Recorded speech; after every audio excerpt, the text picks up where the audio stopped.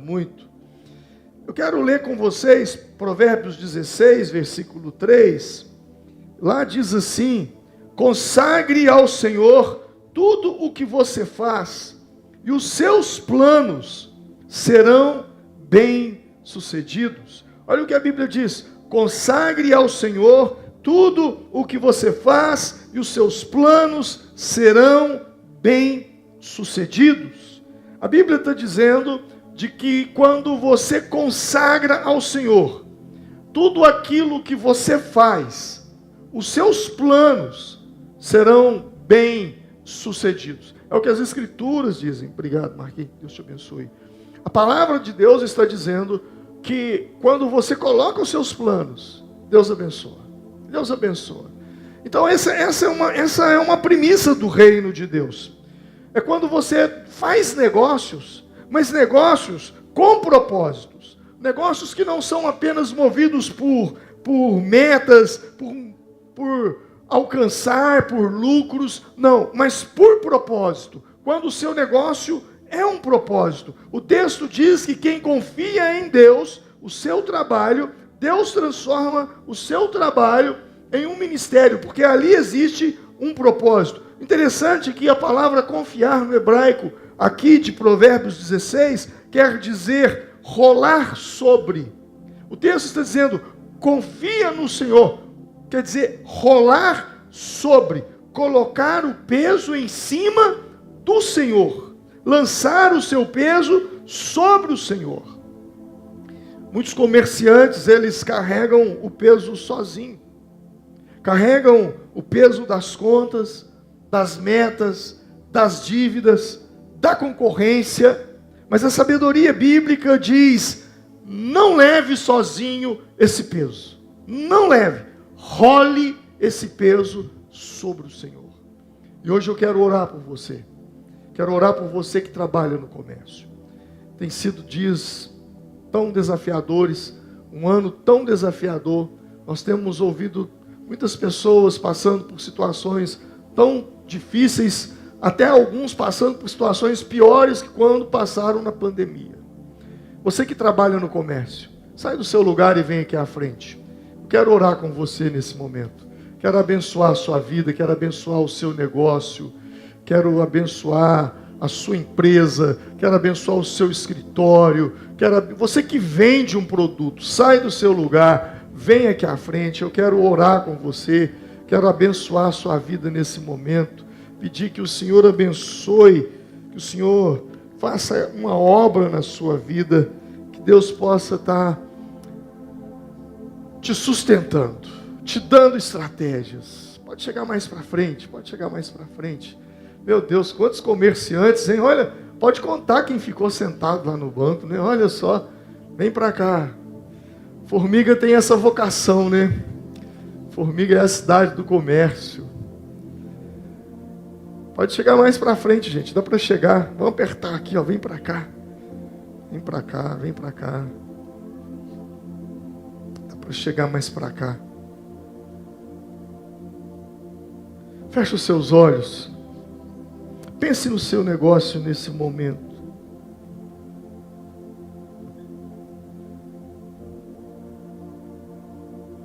Tente se lembrar de quando você começou. Como você sonhou aquela loja, como você sonhou aquele produto, como você sonhou aquela venda. Você pediu a Deus, as expectativas no seu coração eram tão grandes, tão altas, e depois vieram momentos de pico, momentos de baixa, dias difíceis, dias que você pensou em desanimar, dias que você pensou em mudar de ramo, mas até aqui o Senhor tem te sustentado. E aquele que começou a boa obra, Ele há de concluí-la em você. A sua profissão não é apenas uma profissão, é uma vocação. Quando você olha para o seu negócio, e você vê o seu negócio não apenas como um produto, como uma venda, como uma gestão, mas como uma missão, de que ali é o seu campo missionário, que você pode ser luz de Deus naquele lugar, você pode ser boca de Deus naquele lugar, tudo pode mudar. O texto diz: confia no Senhor e os seus planos serão bem-sucedidos. Você aprendeu hoje que confiar é rolar sobre, é colocar o peso sobre. Senhor, em nome de Jesus, ó Deus, nesse momento agora, ó Pai, eu me prostro aqui de joelhos na Tua presença, porque essa oração não é sobre números, essa oração não é sobre cifras, essa oração é sobre famílias, é sobre vidas, é sobre pessoas, é sobre uma promessa do Senhor, que o Senhor diz: no suor do teu rosto comerás o teu pão. Senhor, eu oro, ó Deus, para que o Senhor abençoe os teus filhos, que têm passado momentos tão difíceis e tão desafiadores. Alguns estão, ó Deus, no topo da montanha, outros estão num vale tão baixo, tentando subir. Senhor, eu oro agora, ó Deus, por aqueles, meu Pai, que estão no comércio, por aqueles, meu Deus, que estão envolvidos diretamente, seja um proprietário, seja um gerente, ou seja um funcionário. Pai, ele está aqui representando, ó Deus, a loja, ele está aqui representando o supermercado, ele está aqui, ó Deus, representando aquela clínica, ele está aqui representando, ó meu Pai, um produto, que na verdade não é um produto, é um produto que se traduz em pessoas, em gente que depende daquilo. Quantas famílias são sustentadas, alimentadas, têm tirado o seu sustento, têm tirado o seu ganho daquele lugar. Pai, eu oro agora, ó Deus, para que o Senhor abençoe a vida dessa pessoa, não somente no que tange a sobrevivência, mas a prosperidade, a empregar muita gente, a crescer. Pai, eu tomo, ó Deus, as promessas de Deuteronômio 28, quando a tua palavra diz: abençoarás e emprestarás a muitos, porém tu não tomarás emprestado. Senhor, ali a tua palavra diz que o Senhor abençoará o empreendimento das tuas mãos. Senhor, olha o empreendimento que está na mão desse teu filho, na mão dessa tua filha. Pai, abençoa agora, meu Deus, por amor do teu nome. Eu oro, meu Pai, no nome do Senhor Jesus, para que o Senhor encha o coração dessa pessoa, ó meu Deus, de ânimo, de motivação. Dê a essa pessoa ideias, insights vindos dos céus, ó Pai, para que ele possa romper, prosperar, crescer. Sua palavra diz que o Senhor não o colocará por cauda, mas por cabeça, não estará por baixo, mas por cima, e que o Senhor abençoará, ó Deus, as obras das suas mãos. Pai, em nome do Senhor Jesus, meu Deus, nós abençoamos agora a vida dessas pessoas e as vidas que dependem dessas pessoas. Pai, no nome santo de Jesus, vem agora, meu Deus, sobre esse grupo de homens e mulheres que estão aqui, meu Pai, e faz algo sobrenatural, faz algo, ó Deus, que as pessoas olhem e digam: olha, Deus é com você. Deus é com você. Como as coisas estão fluindo na sua vida, como as coisas estão rompendo. Pai, no nome de Jesus, Pai, nós os abençoamos, ó Deus. Nós os abençoamos e declaramos as bênçãos de Deuteronômio 28 sobre a vida deles, ó Pai. Em nome de Jesus, quebramos, Senhor, todo espírito de inveja contra a vida deles, toda palavra de maldição contra a vida deles, e declaramos, ó Deus, a bênção do Senhor, em nome do Pai, em nome do Filho e em nome do Espírito Santo. Nós os abençoamos, e toda a igreja diz amém. Deus abençoe vocês. Forte aplauso pela vida deles. Pode voltar para o seu lugar, se assentar. Glória a Deus.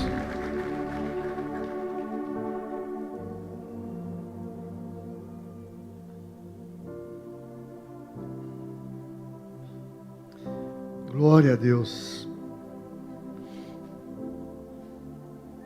Você que já está no seu lugar, abra sua Bíblia em Provérbios, capítulo de número 25.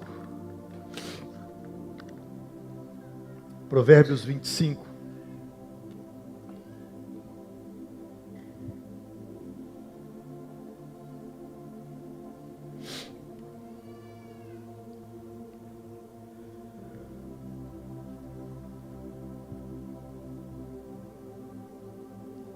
Todos já encontraram? Versículo 28.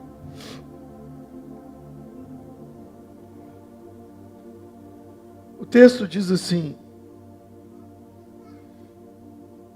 como uma cidade com seus muros derrubados, assim, como uma cidade com seus muros derrubados, assim é quem não sabe dominar-se. Uma outra tradução diz: a pessoa que não sabe se controlar é como uma cidade sem muralhas, que pode ser invadida. Como uma cidade derrubada que não tem muros, assim é o homem que não consegue dominar o seu espírito. É isso que a palavra de Deus está dizendo. A palavra de Deus em Provérbios está comparando cada um de nós com uma cidade. É como se a Bíblia estivesse dizendo: você é uma cidade. E quando a gente olha a estrutura e a história, as cidades da antiguidade, elas eram sinônimo de segurança. Elas eram sinônimo de estabilidade. Eu não sirvo muito de base para falar porque eu sou meio contra a cidade. Eu acho que a cidade ela nunca foi plano de Deus. Mesmo porque quem fundou a cidade foi Caim. Você sabia disso? Você já leu na Bíblia em Gênesis? Que quem fundou a cidade foi Caim? Caim que criou a cidade. A vida urbana foi criada por Caim. Se fosse até por Abel, ou depois Sete ou Enos. Mas naquela época, as cidades, elas eram fortificadas, elas tinham muralhas. Tudo que uma pessoa precisava estava dentro da cidade. Saúde, alimento, comércio, educação, proteção. A cidade, ela podia ter tudo isso. Mas se ela não tivesse muros que as protegesse, que garantisse paz, ela era um lugar vulnerável.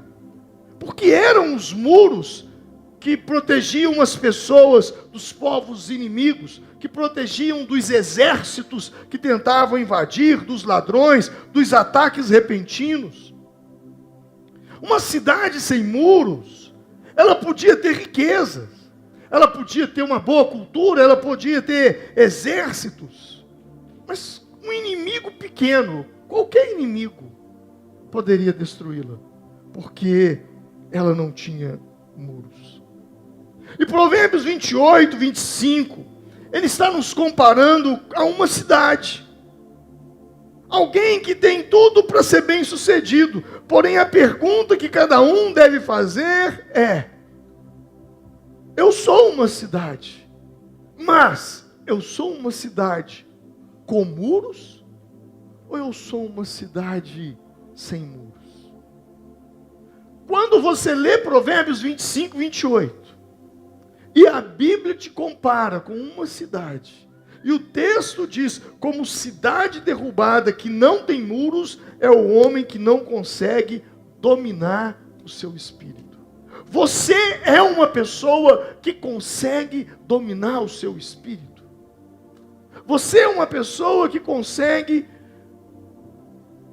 ter poderes sobre as suas emoções, suas decisões, suas escolhas. Esse texto é muito interessante. Porque o que seria uma pessoa como uma cidade sem muro? É alguém que tem tudo para dar certo. É alguém que tem tudo, tem habilidades, tem características, tem boa vontade, tem força de vontade, não tem medo de trabalhar. Alguém que está sempre buscando a inovação, buscando conhecimento, buscando melhorar, mas não tem muro. E se não tem muro, qualquer coisa que vem de fora abala. Qualquer coisa que vem de fora põe tudo a perder. Uma situação que não gostou, algo que saiu do controle, uma palavra dita fora de hora, uma circunstância inesperada, um desentendimento, um olhar torto, um cumprimento de alguém que não veio, uma resposta de WhatsApp que não chegou quando você achava que deveria chegar. Coisas desse tipo é o suficiente para perder tudo. Por quê? Porque a pessoa não tem muro. E tudo vira motivo de uma tempestade interior.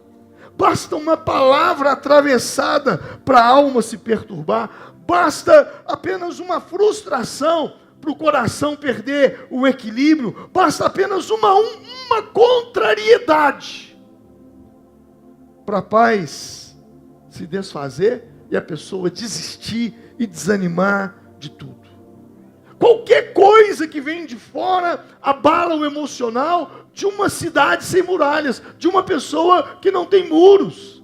Qualquer coisa que vem de fora, uma raiva, uma tristeza, altera o sono, mexe na fome, dá ataques de raiva, altera o humor. A pessoa como cidade sem muro, ela é uma pessoa emocionalmente exposta.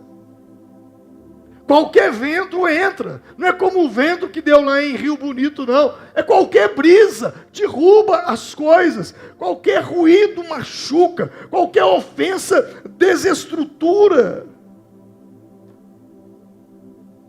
Você precisa construir muros, você é uma cidade, você precisa se proteger, você precisa se defender, você precisa se cercar. E como que eu construo muros? Para você reconstruir muros, é preciso pregar para si mesmo. Diga comigo, pregar para mim mesmo.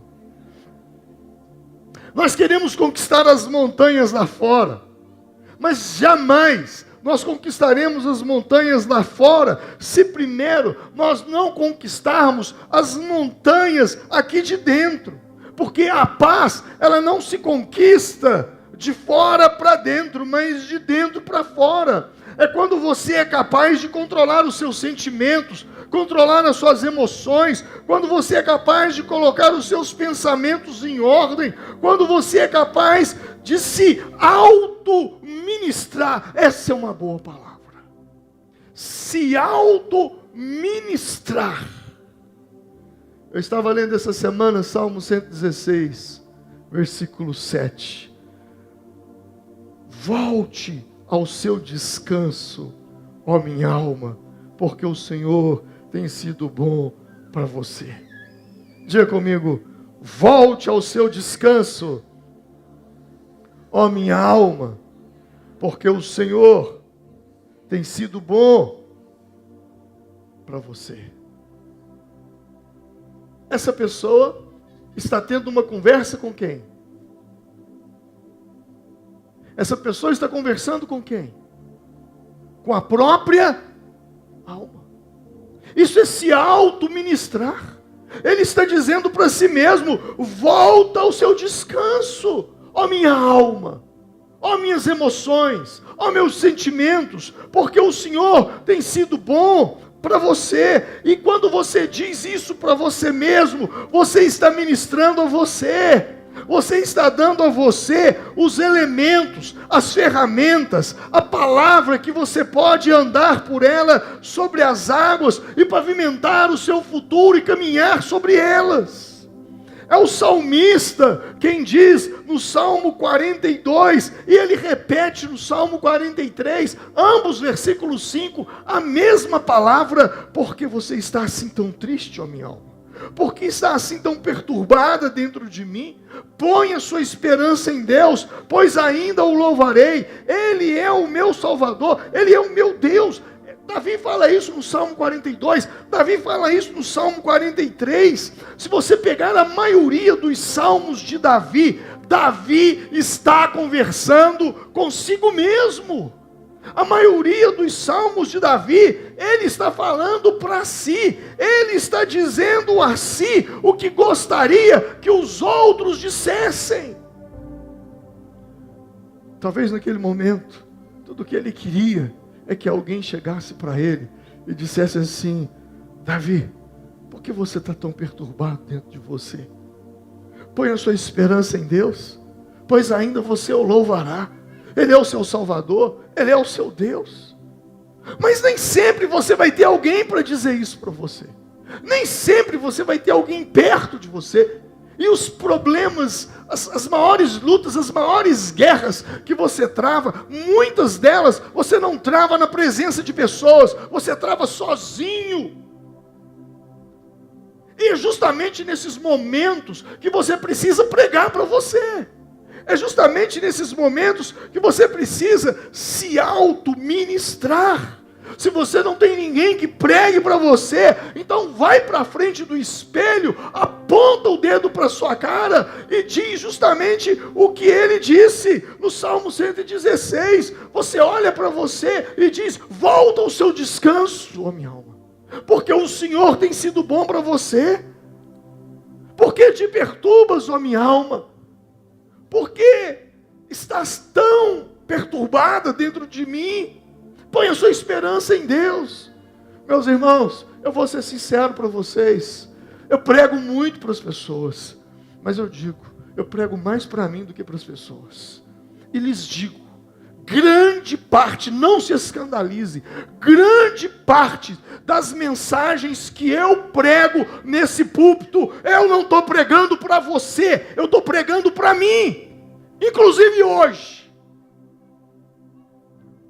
Muitas vezes, mensagens que você disse: pastor, que palavra de Deus, que mensagem poderosa, como essa palavra falou comigo. Eu sei que ela vai falar com você. E sabe o que eu sei? Por que eu sei que ela vai falar com você?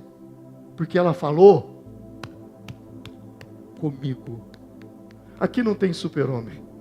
Aqui tem um homem de carne, de osso, de sentimento, de emoções, que tem lutas, que tem guerras, que tem batalhas, e talvez até maiores do que a sua, porque se o diabo me derruba, ele derruba um bocado de gente junto comigo. Então a pressão em cima de mim, ela é terrível, terrível, terrível. Tem dias que se não fossem as orações de vocês, eu não estaria de pé. Eu sei que tem muita gente nessa igreja que chora e ora por mim. Momentos que eu estou dormindo, tem gente de joelho dobrado orando por mim. Momentos que eu estou comendo, tem gente jejuando por mim. E é isso que me sustenta, é isso que me segura. E ai de mim, se não fossem as orações de vocês. Davi está sendo muito claro. Ele está pregando para ele mesmo, ele está dizendo, conversa com a sua própria alma, ele está falando: põe a sua esperança em Deus. Ter muros é se responsabilizar pela vida que você tem. Uma pessoa que não tem muros, uma pessoa que é uma cidade com muros derrubados, ou sem muros, como foi o caso de Laís, que eu preguei alguns domingos atrás. É uma pessoa que não se responsabiliza por nada. É uma pessoa que sempre coloca a culpa sobre os outros. Quando você não olha para você e se responsabiliza pela vida que você tem, você é uma cidade sem muro. É preciso que você assuma a responsabilidade. Quando você está acima do peso, quando você está cheio de dívidas, quando você está levemente deprimido, quando você está infeliz no trabalho, Quando você está sem amigos reais, você tem que olhar no espelho, você tem que reconhecer que você precisa melhorar as suas escolhas, porque a responsabilidade é sua, a culpa é sua. Isso é construir muros para se proteger. Porque se você quer tempos melhores, você precisa de escolhas melhores ou de melhores escolhas. Onde você chegou até aqui é resultado das escolhas que você fez. Então pare de apontar culpados. Chame a responsabilidade para si. E declare: eu preciso mudar. E se você quer que algo mude na sua casa, se você quer que algo mude na sua empresa, se você quer que algo mude no seu casamento, no seu relacionamento, na sua família, na sua escola, você precisa aprender um princípio. Toda mudança que você quer começa em você. A mudança que eu quero começa em mim.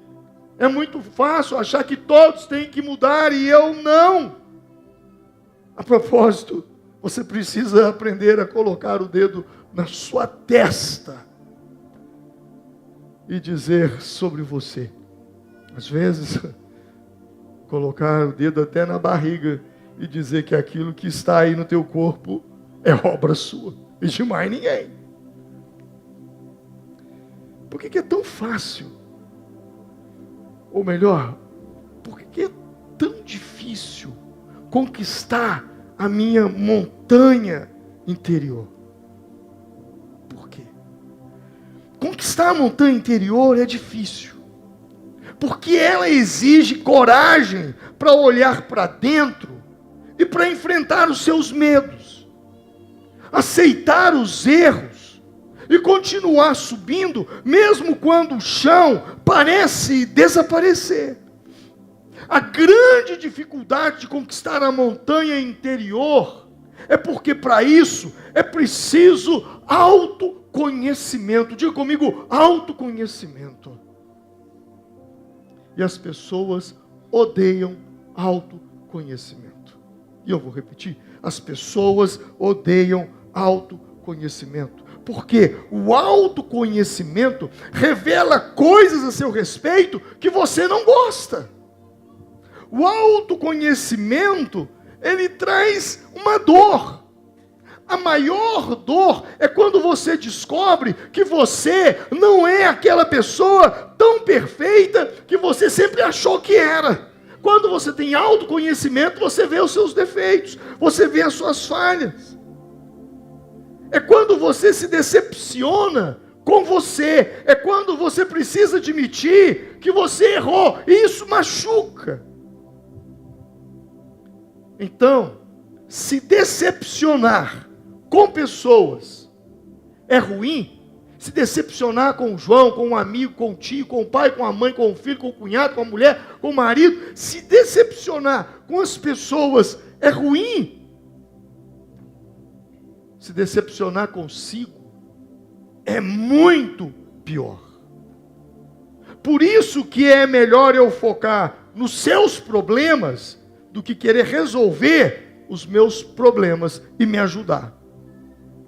É muito mais fácil ajudar as pessoas do que ajudar a si mesmo. Por isso que você vê gente ajudando tanta gente e a própria pessoa que está ajudando tanta gente, você fala, eu não entendo, fulano ajuda tanta gente, mas ele não ajuda a si mesmo. Por quê? Porque é muito mais fácil ajudar os outros, se envolver com problemas dos outros, do que envolver com os meus problemas.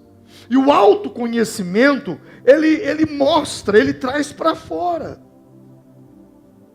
Por isso eu digo, é muito mais fácil ajudar as pessoas do que ajudar a si mesmo. Até porque ajudar as pessoas gera elogios. Ajudar as pessoas gera aplausos. Mas ajudar a si mesmo, sabe o que gera? Silêncio. Você fica reflexivo, você fica pensativo. Ajudar a si mesmo gera renúncia. e gera coragem para enfrentar críticas, inclusive as piores críticas. E as piores críticas, quando você tem autoconhecimento, não são as que vêm de fora, mas são as que vêm de dentro, as suas próprias críticas. Cuidado com elogios, porque o elogio ele tem um poder que eu poderia dizer que ele encanta. Cuidado com os elogios, porque eles podem te fazer vítima de um bajulador. E um bajulador é alguém que também não tem muros, é um homem sem muros, governados pelos seus próprios interesses. O elogio é igual perfume. É só para sentir, não é para engolir. Eu vou repetir. O elogio é igual perfume. É só para sentir e não para engolir. Porque quem engole elogios, engole veneno. Quem engole perfume, pode se intoxicar. Perfume, você sente o cheiro, mas não bebe não. Vai te fazer mal. Elogio, você sente o cheiro, mas não se embriaga não. Vai te fazer mal. Porque vai envenenar o seu coração de vaidade. E o elogio, ele é tão viciante quanto o álcool e a droga. Tão viciante, tem gente que precisa de droga, eu preciso cheirar, eu preciso fumar, tem gente que precisa do álcool, eu preciso beber, para que eu tenha coragem, para que eu tenha motivação, para que eu vá. E o elogio, ele é viciante.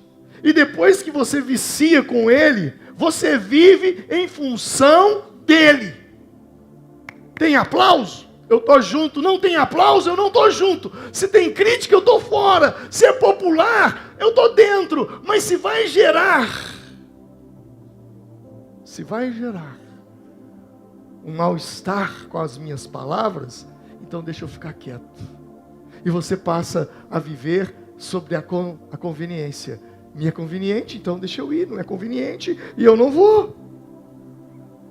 O elogio ele é tão viciante que a pessoa passa a buscar aplauso. Não propósito. Ela vive em busca de aprovação, não da verdade. Quando você vira uma pessoa inteligente, fazendo vista grossas para erros de pessoas que você diz, como que pode aquela pessoa tão inteligente na mão de um picareta, na mão de um mau caráter, na mão de uma pessoa que engana? Como que pode uma pessoa inteligente na mão de uma pessoa como aquela? É porque aquela é um bajulador. E aquela pessoa inteligente é um carente de elogio, de aplauso, de alguém que eu preciso de palavras de afirmação. Eu sou dependente, eu sou viciado. O dia que você vai para a cama, o viciado, o dia que ele deita sem tomar um trago, sem usar uma droga, ele tem dificuldade. Tem gente que fala, hoje meu dia não valeu nada, e ele fica com uma sensação de vazio, e ele fica, mas o que aconteceu comigo? Deu tudo certo, mas por que eu estou tão vazio? Sabe por que você está tão vazio? Porque você não recebeu um elogio, você não usou droga, a sua droga é elogio, sua droga é ser afirmado, carência afetiva. Por isso que às vezes a gente olha e diz, como que pode uma pessoa tão inteligente, às vezes uma pessoa tão séria, tão honesta, nas mãos de uma pessoa tão corrupta. E você fala, como que aquela pessoa não vê? Por quê? Porque a bajulação cega. E o carente de necessidade de afirmação, de palavras, ele se deixa levar por isso. E é perigoso. E o perigo é esse. É quando o veneno da vaidade entra, o domínio próprio sai. Lembre-se, a água que afunda o barco não é a que está do lado de fora, mas é a que está do lado de dentro. E eu vou repetir para você não se esquecer. A água que afunda o barco não é a que está do lado de fora, é a água que está do lado de dentro, é aquela que entra dentro de você. Por isso você precisa governar a si mesmo. Provérbios 16:32 diz: melhor é o homem paciente do que o guerreiro, melhor é controlar o seu espírito do que conquistar uma cidade. E como que eu posso reconstruir os meus muros? Eu amo essa passagem. E eu acho que é a primeira vez que eu vou pregar sobre ela em 30 e tantos anos lendo as Escrituras.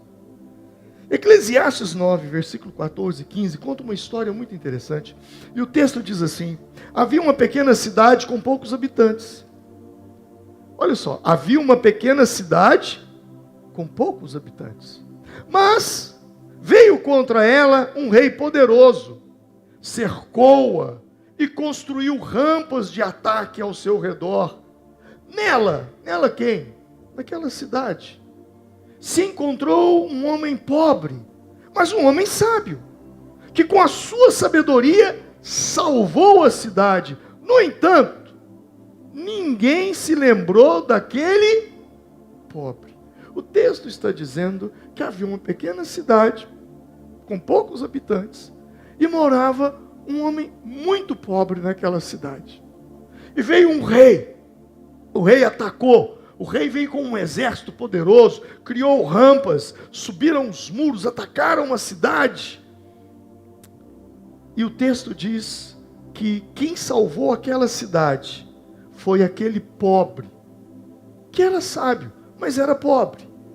E depois que ele salvou a cidade, o que aconteceu?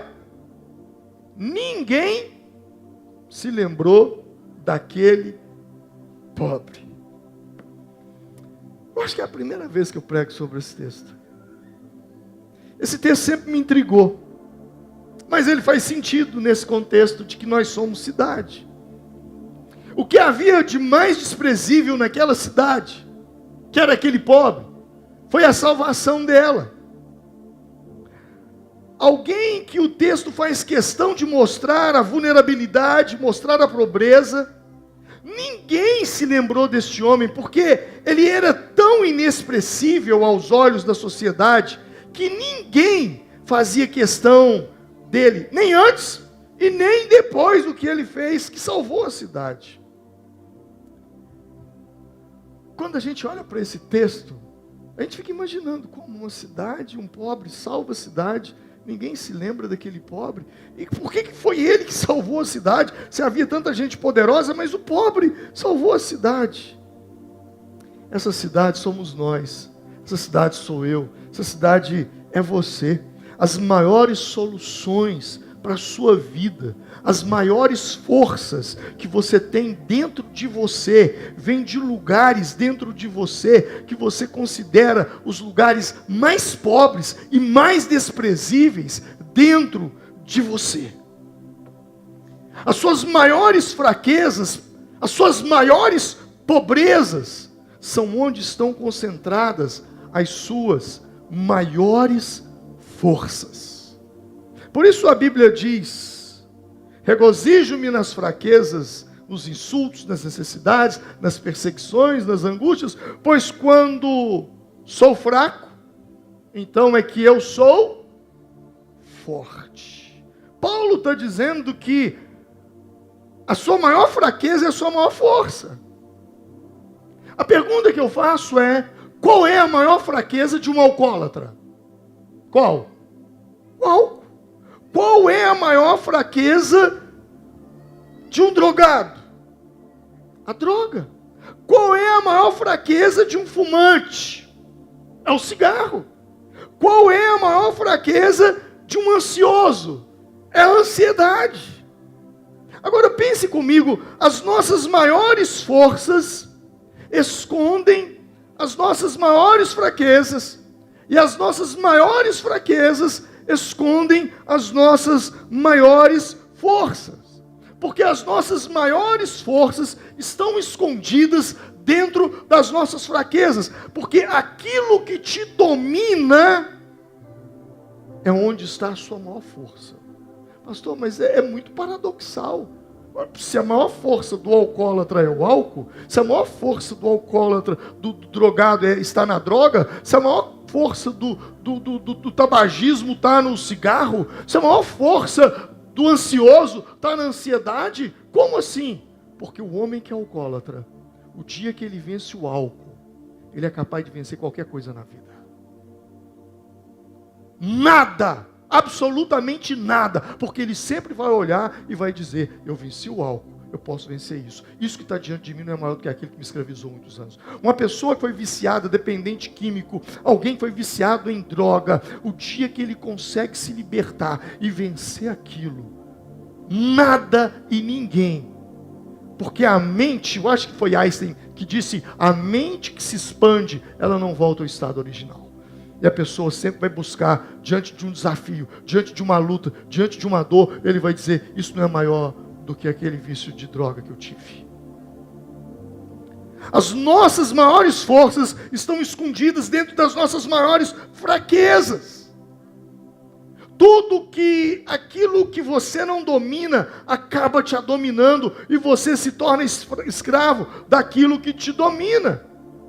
2 Pedro 2,19 diz, pois o homem é escravo daquilo que o domina. Essa é uma boa pergunta. O que tem dominado você? Você é escravo disso. Agora, Deus pode te libertar disso. E isso que hoje é a sua grande dor, pode se transformar no seu maior ministério. Quando você olha para as instituições que existem no mundo, as grandes instituições que fazem obras sociais incríveis e tão poderosas, todas elas têm um histórico em comum. Todas elas nasceram de uma dor.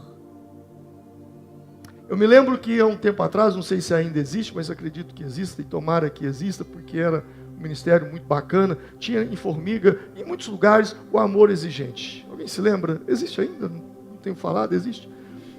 Quando você vai para o amor exigente, começou com quem?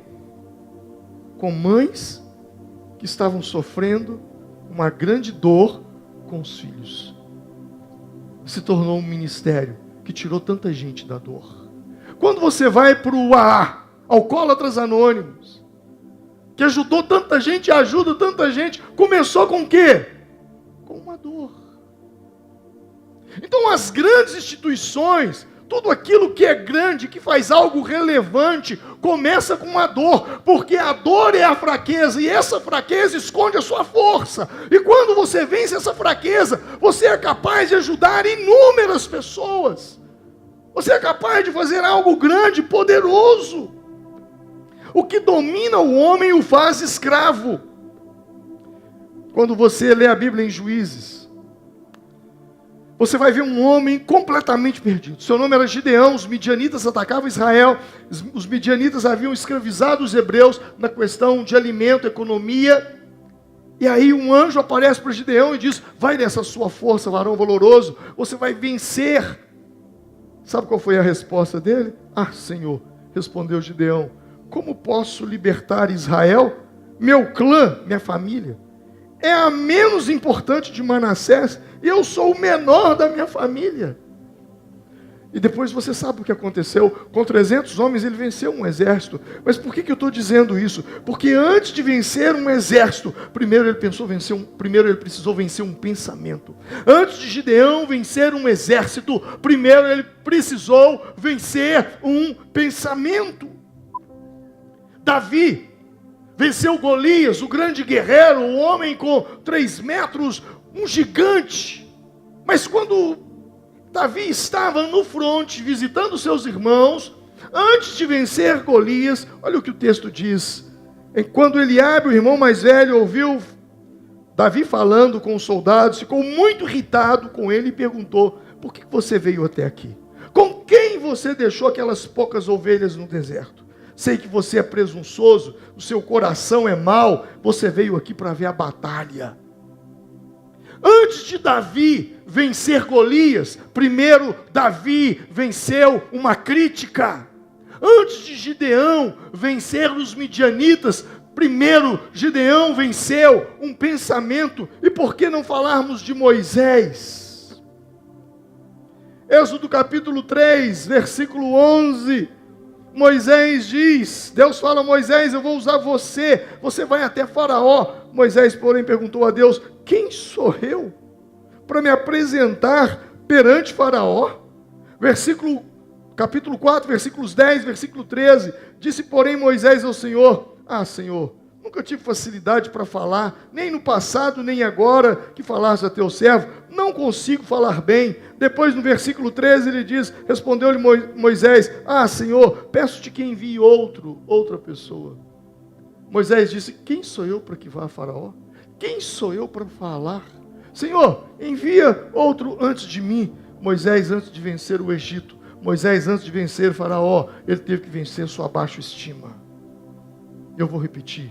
Gideão, para ser vitorioso, primeiro precisou vencer os seus pensamentos. Gideão, antes de vencer os midianitas, ele precisou vencer os seus pensamentos. Davi, antes de vencer Golias, primeiro ele precisou vencer a crítica do seu irmão mais velho, Eliabe. Moisés, antes de vencer Faraó, antes de vencer o Egito, ele precisou vencer a sua baixa estima. E você? O que você precisa vencer dentro de você, para que você vença por fora, para que você conquiste as montanhas do lado de fora? Eu caminho para o fim, e quero te dar uma chave.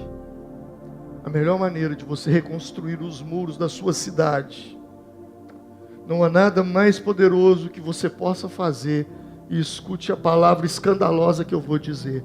Não há nada mais poderoso que você possa fazer do que vomitar